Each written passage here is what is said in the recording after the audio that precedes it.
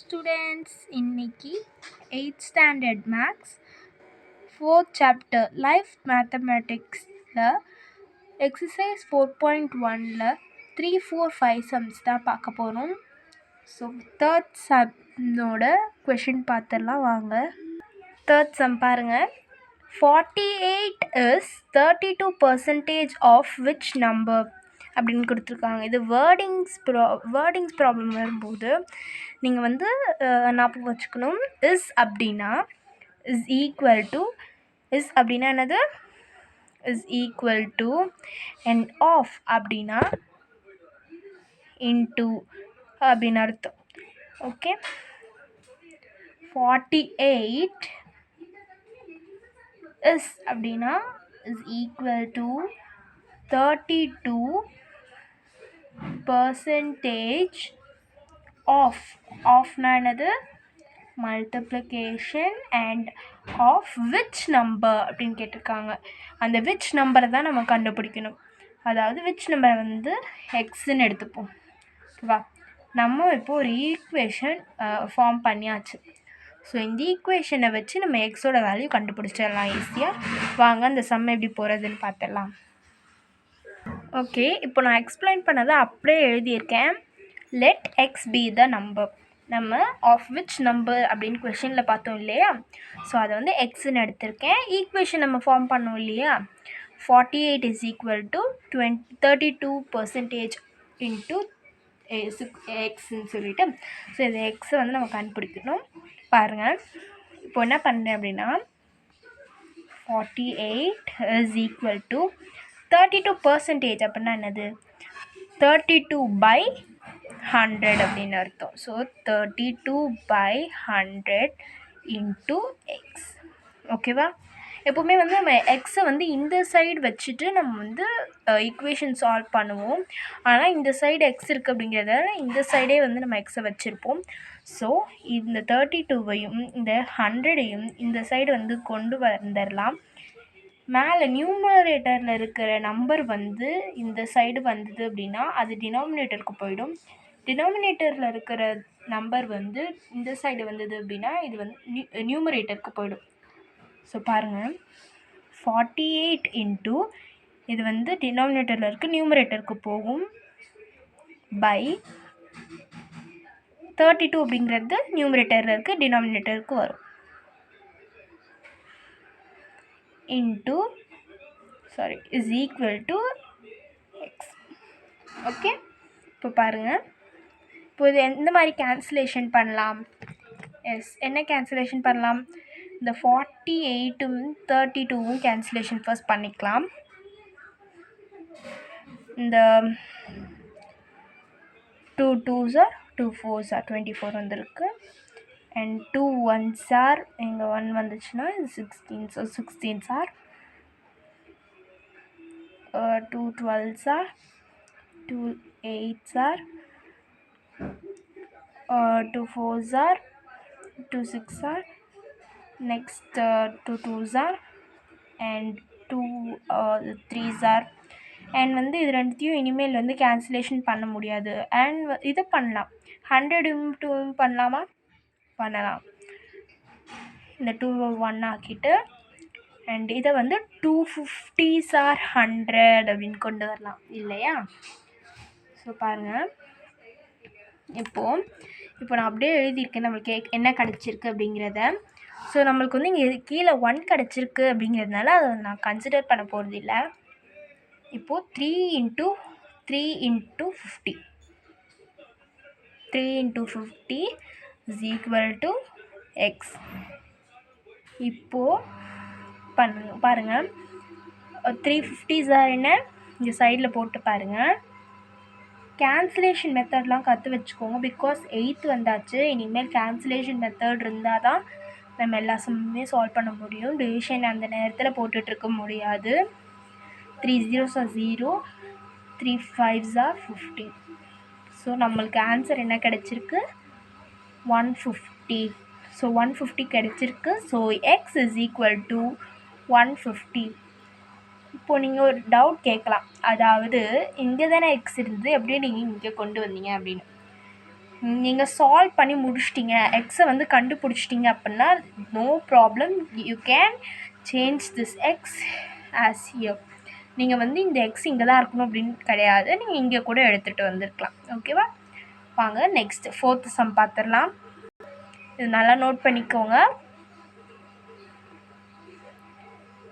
Note பண்ணிட்டீங்களா? Next சம்க்கு move பண்ணலாமா? Simple some தான். வாங்க 4th சம் பார்த்துடலாம். ஓகே, இப்போ 4th சம் பாருங்கள். What is 25% of 30% of 400 அப்படி கேட்டிருக்காங்க. இப்போது ஆஃப் அப்படின்னா என்னது? ஆஃப் அப்படின்னா நம்ம என்ன சொன்னோம்? வேர்ட் ப்ராப்ளம்ஸில் இன்டூ அப்படின்னு சொல்லியிருக்கோம் இல்லையா? ஸோ அப்படி பார்த்தீங்கன்னா 25% இன்டூ 30% இன்ட்டு போடணும். இன்ட்டு இடம் பத்தலை அப்படிங்கிறதுனால நான் கீழே எழுதிக்கிறேன். 400 அப்படின்னு கொடுத்துருக்காங்க. 400% கிடையாது, அது ஞாபகம் வச்சுக்கோங்க. ஸோ நான் இங்கே எழுதுகிறேன் பாருங்கள்.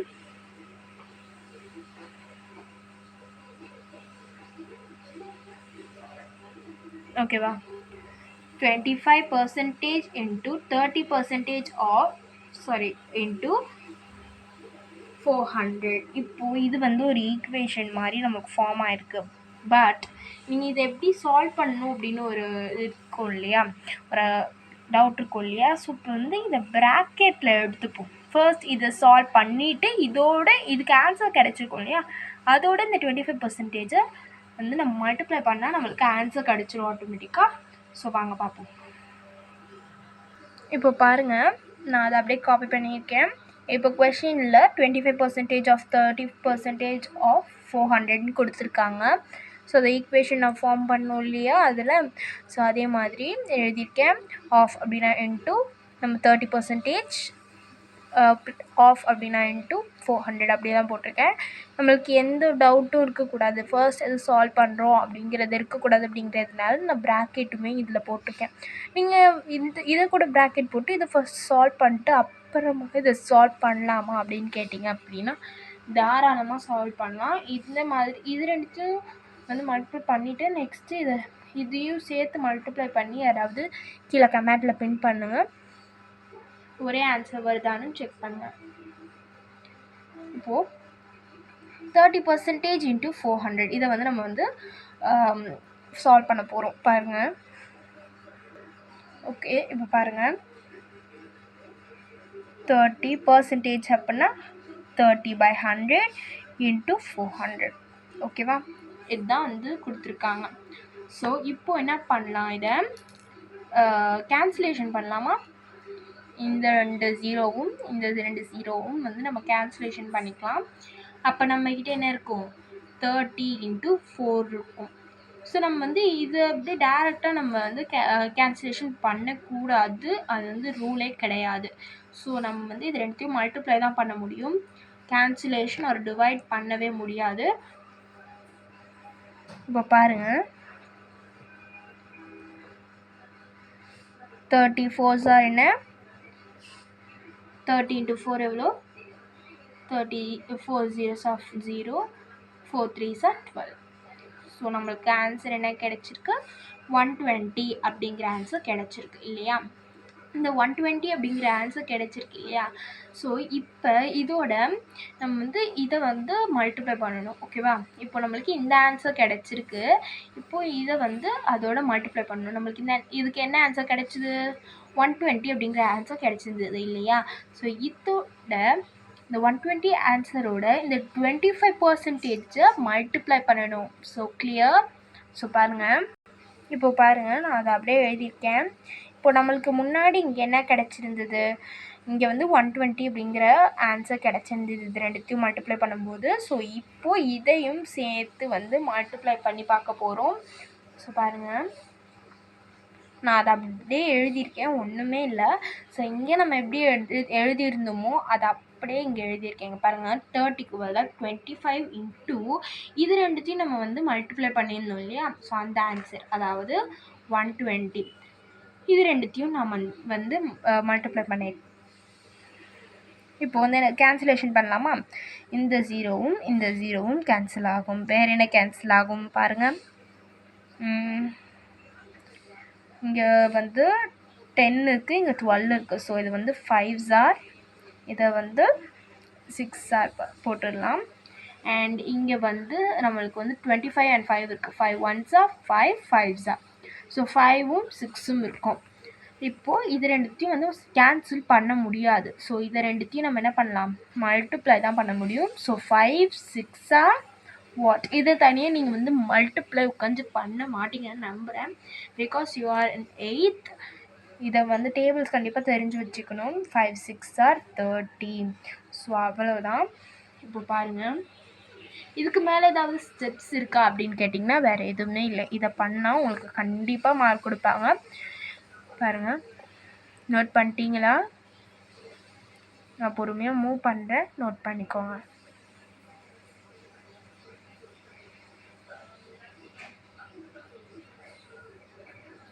ஓகே, நோட் பண்ணிட்டீங்களா? ஸோ 5th சம் போகலாமாங்க? இப்போ வாங்க 5th சம் வந்து பார்த்துடலாம். கொஷின் பார்த்துடலாம். If a car is sold for 2 lakh from its original price of 3 lakh, then find the percentage of decrease in the value of the car. அதாவது என்ன சொல்லியிருக்காங்க அப்படின்னா, கொஷினை நல்லா புரிஞ்சுக்கோங்க, அப்போ தான் உங்களால் ஆன்சர் பண்ண முடியும்.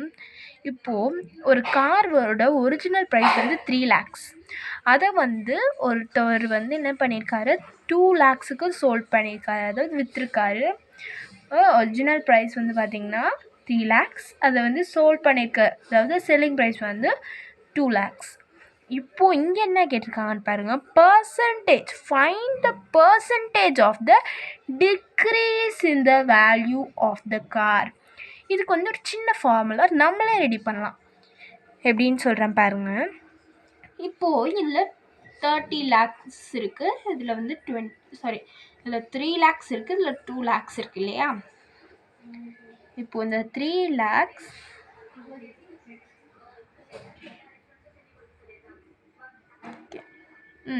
இப்போ இந்த 3 lakhs அண்ட் வந்து இங்கே வந்து ஒரு 2 lakhs இருக்கு இல்லையா?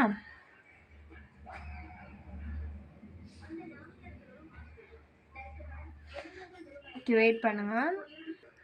ஓகே, இப்போ பாருங்கள், இப்போ 3 lakhs 2 lakhs. இப்போது இது கூட இப்போ 3 lakhsக்கும் 2 lakhsக்கும் என்ன டிஃப்ரென்ஸ் இருக்குது? அதாவது இந்த டிஃப்ரென்ஸ் எப்படி கண்டுபிடிப்பீங்க? டிஃப்ரென்ஸ் அப்படின்னா என்னது? ஃபஸ்ட்டு டிஃப்ரென்ஸ் அப்படின்னா மைனஸ் அப்படின்னு அர்த்தம். ஸோ 3 lakh மைனஸ் 2 lakh அப்படின்னு பார்த்தீங்கன்னா நம்மளுக்கு என்ன கிடைக்கும்? 1 lakh கிடைக்கும் இல்லையா? இப்போ நம்மளுக்கு 1 lakh கிடச்சிருக்கு. இப்போ நம்ம எப்படி ஃபார்முலா மேக் பண்ணுறது அப்படின்னு கேட்டிங்கன்னா, இப்போது நம்மளுக்கு ஆல்ரெடி இங்கே வந்து 1 lakh கிடச்சிருக்கு. அந்த ஃபார்முலா எப்படி மேக் பண்ணுறது, அதை ஃபஸ்ட்டு சொல்லுங்கள் அப்படின்னு கேட்டிங்கன்னா, இப்போ இங்கே என்ன கொடுத்துருக்காங்க ஃபர்ஸ்ட். இப்போது நம்மளுக்கு என்னென்னு தெரியும், இந்த டிக்ரீஸ் இந்த வேல்யூ ஆஃப் கார் என்னன்னு தெரியும், அதாவது 1 lakh அப்படின்னு தெரிஞ்சிடும். ஆனால் இதில் என்ன கேட்டிருக்காங்க, அதுதானே மெயின். ஸோ என்ன கேட்டிருக்காங்க, find the percentage of the decrease in the value of car அப்படின்னு கேட்டிருக்காங்க. அதாவது நம்மளுக்கு decrease in the value of car தெரியும், ஆனால் இவங்க பர்சன்டேஜ், இதோட இந்த டிக்ரீஸ் இந்த வேல்யூ ஆஃப் கார், அதாவது டிக்ரீஸ் பண்ணியிருக்க வேல்யூவோட பர்சன்டேஜ் கேட்டிருக்காங்க. ஓகேவா? இந்த பர்சன்டேஜ் நம்ம கண்டுபிடிக்க போகிறோம். இந்த பர்சன்டேஜை கண்டுபிடிக்கிறதுக்காக நான் வந்து ஒரு ஃபார்முலா வச்சுருக்கேன். அந்த ஃபார்முலா வந்து நான் இங்கே எழுதுகிறேன் பாருங்கள். அதாவது இப்போது எப்போவுமே நம்ம வந்து பர்சன்டேஜ் கண்டுபிடிக்கணுன்னா என்ன பண்ணுவீங்க, ஃபர்ஸ்ட் வந்து நீங்கள் என்ன பண்ணுவீங்க, ஒரு 92 மார்க்ஸ் எடுத்திருக்கீங்க அப்படின்னா, ஒரு எக்ஸாமில் ஒரு 92 மார்க்ஸ் எடுத்திருக்கீங்க அப்படின்னா 92 பை எவ்வளோ, 100க்கு நான் 92 எடுத்திருக்கேன்ப்பா அப்படின்னு சொன்னீங்கன்னா என்ன பண்ணுவீங்க நீங்கள், 92 பாருங்கள் இங்கே எழுதுகிறேன், 92 பை எத்தனைக்கு, நான் ஒரு 100க்கு 92 எடுத்திருக்கேன்ப்பா அப்படின்னா 92 பை 100 இன்ட்டு 100 அப்படின்னு போடுவீங்க. அப்போ தான் உங்களால் பர்சன்டேஜ் கண்டுபிடிக்க முடியும். ஓகேவா? ஸோ அதே மாதிரி இங்கே போட போகிறோம். ஆனால் கீழே வந்து நம்ம 1,00,000/100 × 100 அப்படின்னு போட போகிறது கிடையாது. பிகாஸ் ஒரிஜினல் ப்ரைஸ், அதாவது டோட்டல் எவ்வளோ 3 lakhs இல்லையா, 3 lakhs தான் நம்ம கீழே போட போகிறோம். புரிஞ்சுதா? 3 lakhs தான் நம்ம கீழே போட போகிறோம். அதாவது 1,00,000/3 lakh × 100 அப்படின்னு நம்ம போட போகிறோம். ஸோ உங்களுக்கு நல்லா கிளியராக அந்த ஃபார்முலா புரியும்னு நினைக்கிறேன். இங்கே எழுதுன பாருங்கள். 1,00,000/3 lakh × 100 புரிஞ்சா? ஸோ இந்த ஃபார்முலா யூஸ் பண்ணி தான் நம்ம வந்து பர்சன்டேஜ் கண்டுபிடிக்க போகிறோம். ஸோ எப்படி அந்த பர்சன்டேஜ் எப்படி கண்டுபிடிக்கிறதுன்னு பார்த்துடலாம் வாங்க. ஸோ இப்போ பாருங்கள், நான் கொஷினில் சொல்லியிருக்கதை அப்படியே எழுதியிருக்கேன். ஒரிஜினல் ப்ரைஸ் எவ்வளோ 3 lakhs, சோல்டு ப்ரைஸ் 2 lakhs. இப்போது டிக்ரீஸ்டு வேல்யூவை கண்டுபிடிக்கணும்னா ஒரிஜினல் ப்ரைஸையும் சோல்டு ப்ரைஸையும் சப்ட்ராக்ட் பண்ணணும். இப்போது 3 lakhs minus 2 lakhs, 3 lakhs minus 2 lakhs எவ்வளோ 1 lakh வரும் இல்லையா? ஸோ இப்போது கொஷினில் என்ன கேட்டிருக்காங்க,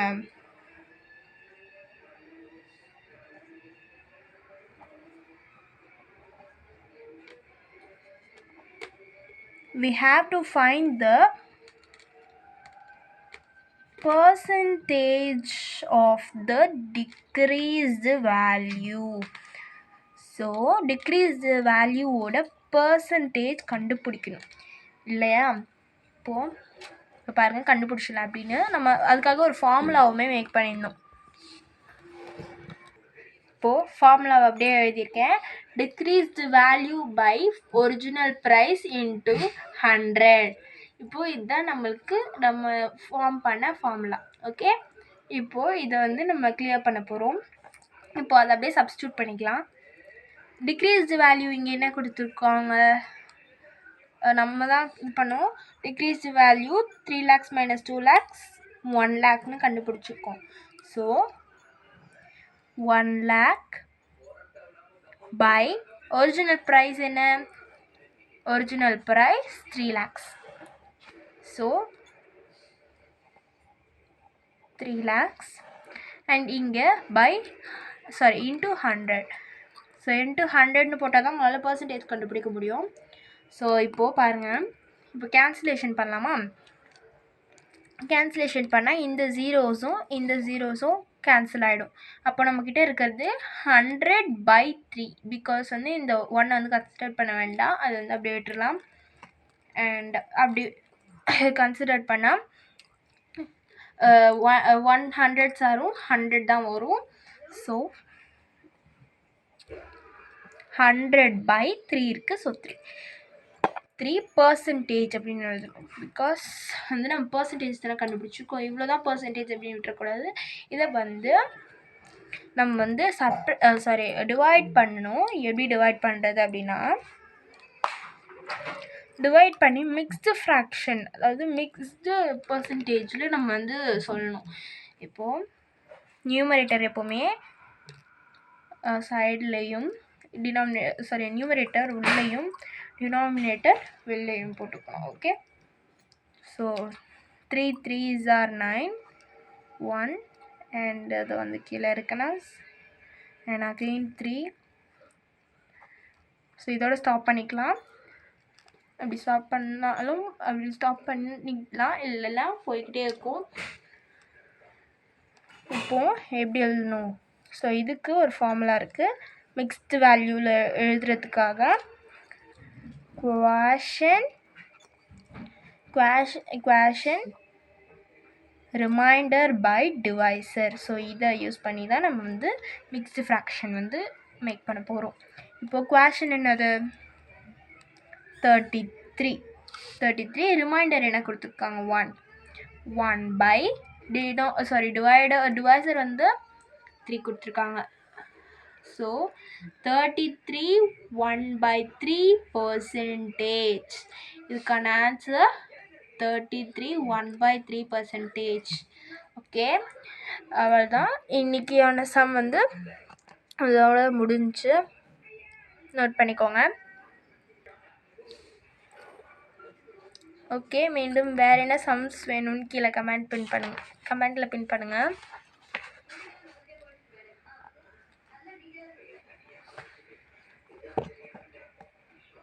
நோட் பண்ணிட்டீங்களா? ஓகே, அவ்வளோதான். until then bye students.